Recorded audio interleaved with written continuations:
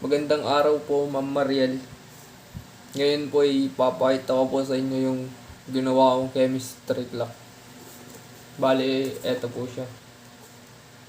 Yung materials po na ginamit ko is yung styrofoam po na galing sa Wiggins, yung Wiggies po yung ice cream. Eto po siya yung type po ng styrofoam. Tapos po itong mga kamay ng orasan is yung parang cardboard lang po siya. Ito po. Tapos ito po mga pictures na nakadikit. Bali, pinrint ko lang po siya. Kinuha po siya sa internet, tapos pinrint ko lang po siya. Yun po. So the first number po sa element. Sa chemistry clock po is number 1, which is ang hydrogen po. The use of hydrogen, the main use of hydrogen is hydrogen can be used in fuel cells to generate electricity or power and heat.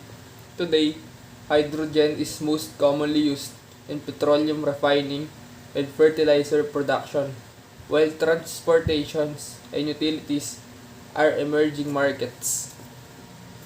Next naman po ay yung number 2, which is helium po. Ang helium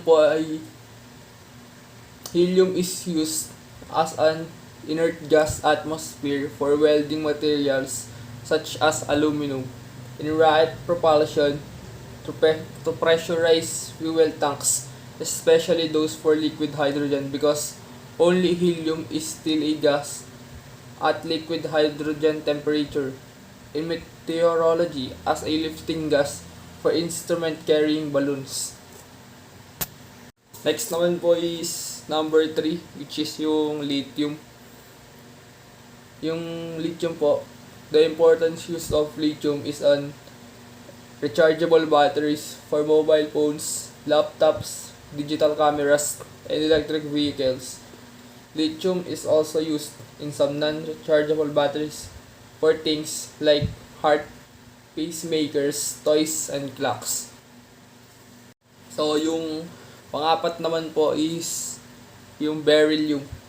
Beryllium is used in gears and cogs, particularly in the aviation industry. Beryllium is a silvery white metal. It is relatively soft and has a low density.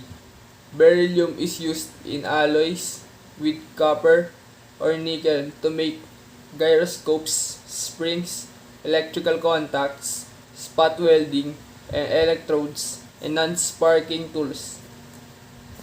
Next naman po is number 5, which is boron. Boron is used for building strong bones, treating osteoarthritis, as an aid for building muscles and increasing testosterone levels, and for improving thinking skills and muscle coordination. Next po, number 6 is carbon. Carbon is used in some way in most every industry in the world.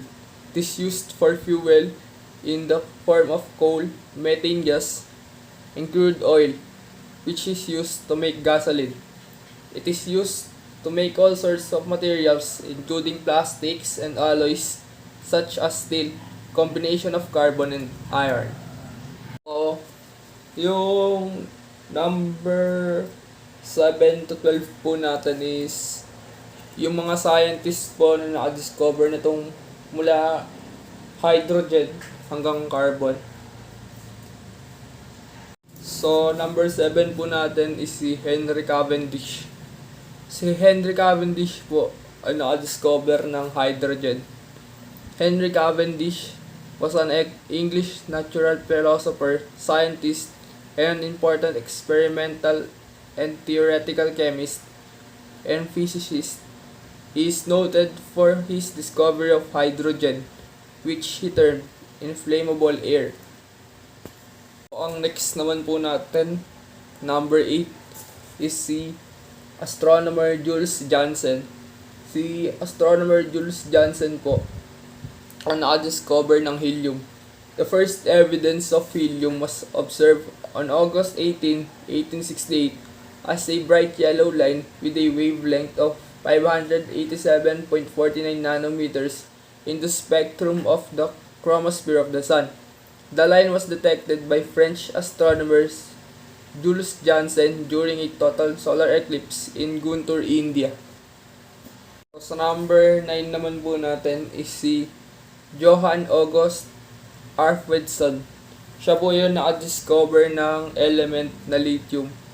So si Johann August Arfvedson po was a Swedish chemist who discovered the chemical element lithium in 1817 by isolating it as a salt.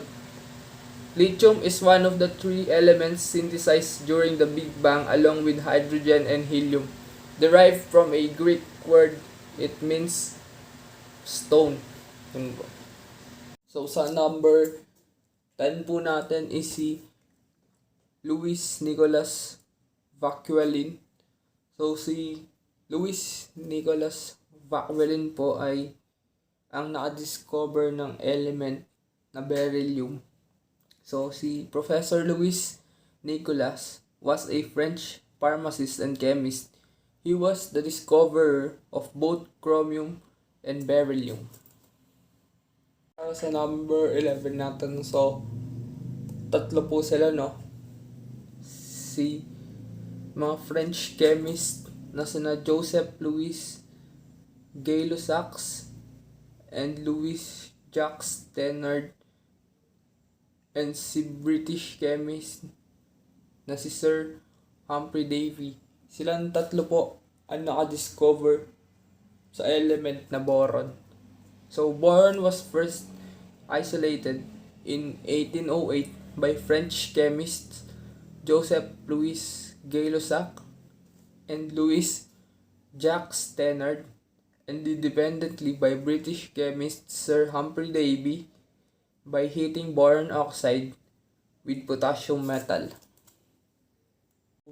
Last po, yung number 12 natin, last but not the least, ay si A.L. Lavoisier or Antoine Lavoisier. Siya po yung nakadiscover ng element na carbon. So, it was first recognized as an element in the second half of the 18th century.